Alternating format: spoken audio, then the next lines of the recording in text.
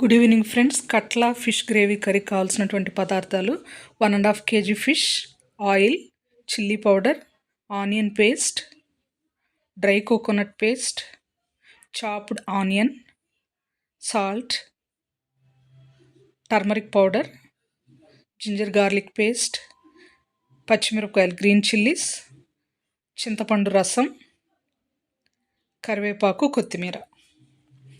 Stove వెలిగించి pan పెట్టుకొని సరిపడా ఆయిల్ వేసుకొని, ఆయిల్ కాగాక ఆ ఆయిల్లో మనం కట్ చేసి ఉంచుకున్న ఆనియన్స్, గ్రీన్ చిల్లీస్, కరివేపాకు వేసి గరిటెతో మెల్లగా కలుపుతూ 2 నిమిషాల పాటు వేయించుకోవాలి.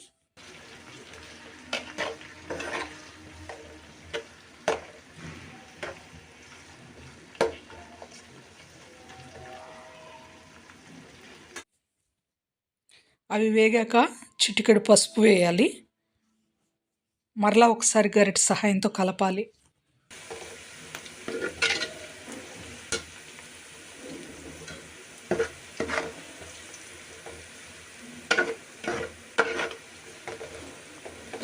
ఉల్లిపాయలు, పచ్చిమిరపకాయలు, కరివేపాకు గోల్డెన్ బ్రౌన్ కలర్లో వేగిన తర్వాత అల్లం వెల్లుల్లి పేస్ట్ వేసుకోవాలి.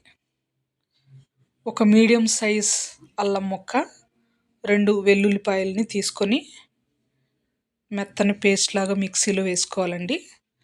ఆ పేస్ట్ని వేగిన ఉల్లిపాయల మిశ్రమంలో వేసి గరిటె సహాయంతో చక్కగా కలుపుకోవాలి. చూసారా, చక్కని కలర్ వచ్చింది. వాటిని ఈవెన్గా ప్యాన్లో ఈ మిశ్రమం అంతటిని స్ప్రెడ్ చేసుకోవాలి.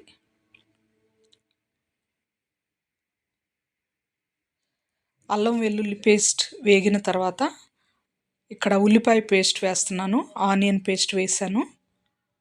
ఆనియన్ పేస్ట్ని కూడా ఈ మిశ్రమంలో కలుపుతూ చక్కగా గరిటె సహాయంతో ఈవెన్గా స్ప్రెడ్ చేస్తూ ప్యాన్లో వేగనివ్వాలి.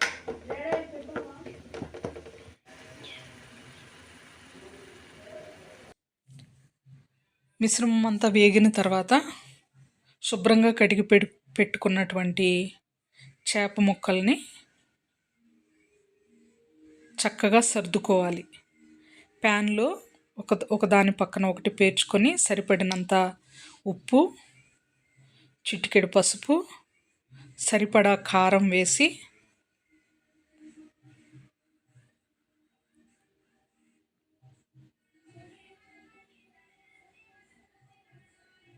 మూత పెట్టాలి.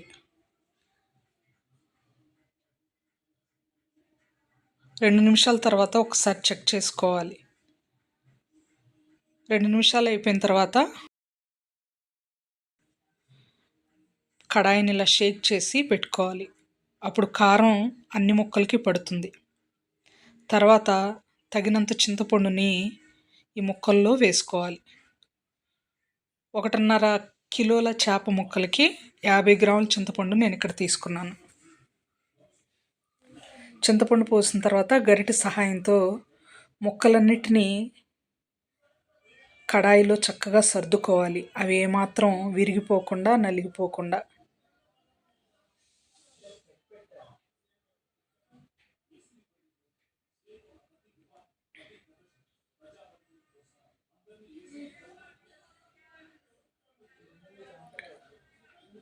మరొకసారి కడాయిని పట్టుకొని స్లోగా, జాగ్రత్తగా, పులుసు బయటికి పడిపోకుండా స్లోగా ఇలా షేక్ చేస్తూ కదుపుతూ స్టవ్ మీద పెట్టాలి.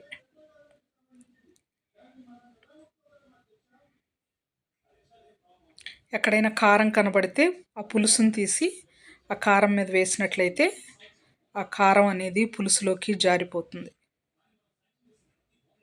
ఇప్పుడు మూత పెట్టేసేయాలి. 7 నిమిషాలు ఉడకనివ్వాలి. 7 నిమిషాల తర్వాత మూత తీసి చెక్ చేసుకోవాలి గ్రేవీ చిక్కబడిందా లేదా అని. గ్రేవీ చిక్కబడుతూ ఉన్నప్పుడు డ్రై కోకోనట్ పేస్ట్ని కూరలో యాడ్ చేసుకోవాలి.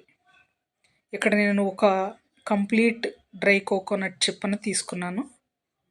కోకోనట్ పేస్ట్ వేసిన తర్వాత మరొకసారి కడాయిని ఇలా షేక్ చేస్తూ కలపాలి.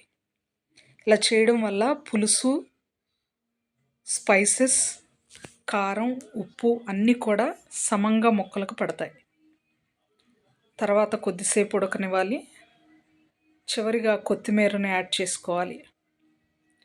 కట్ చేసి పెట్టుకున్న చిన్న చిన్న కొత్తిమీర ఆకుల్ని యాడ్ చేసుకొని మూత పెట్టి స్టవ్ ఆఫ్ చేసేయాలి. తర్వాత మూత తీసి ఒకసారి చెక్ చేస్తే ఎంతో రుచిగా ఉండే catla fish gravy curry Andhra coastal స్టైల్లో రెడీ అయిపోయిందండి. ఇది ఫ్యామిలీతో కలిపి సర్వ్ చేసుకోవచ్చు. Please like, share and subscribe my channel. Thank you so much for watching. మరో మంచి వీడియోతో మళ్ళీ కలుద్దాం. Until then take care. Bye.